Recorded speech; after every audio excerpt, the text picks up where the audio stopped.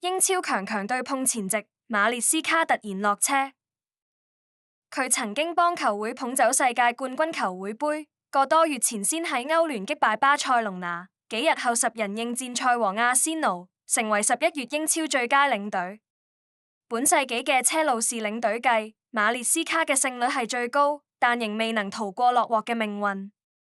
近期成績就算有點不濟，照計要炒都未輪到佢。傳媒就繼續爆出唔少驚人內幕，馬列斯卡同管理層關係惡化早已萌去意，佢希望成為哥迪奧拿接班人。喺10月同12月曾經2次同球會表示同曼城有接觸。適逢嚟緊嘅對手係曼城，為免夜長夢多，管理層決定出手，又要21領隊麥花倫走馬上任為看守領隊。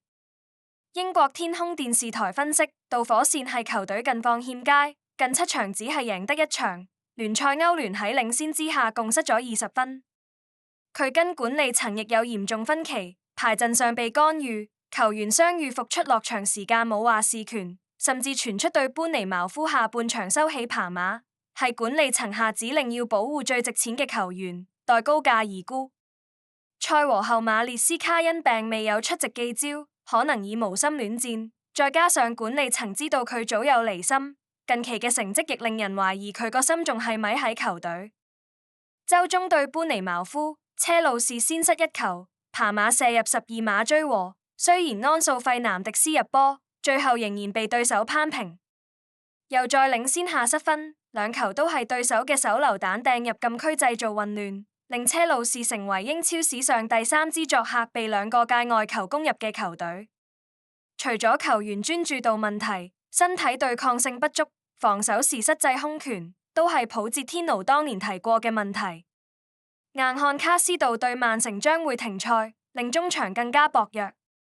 對手曼城近期表現穩定，正步步進擊榜首阿仙奴。聯賽7連勝之後，未能攻破新特蘭光明球場嘅堡壘，但今季新加盟嘅卓基仍有唔錯嘅表現。佢以7次助攻同曼聯隊長班奴費南迪斯並列英超助攻榜首。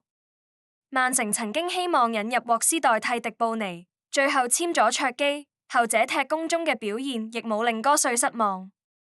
加盟只係半季，已融入球隊進攻體系。卓基盤扭靈活，喺狹窄空間突破，而且創造力強，特別擅長交出致命直線，為隊友製造機會。車路士能否守得住卓基，會係勝負關鍵。洛迪上場後被入替，令球隊轉勢，呢場有機會正選上陣。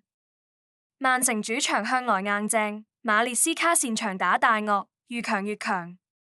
今場由看守領隊接任，對場內場外嘅影響亦唔細，曼城大有機會趁對手內亂得分。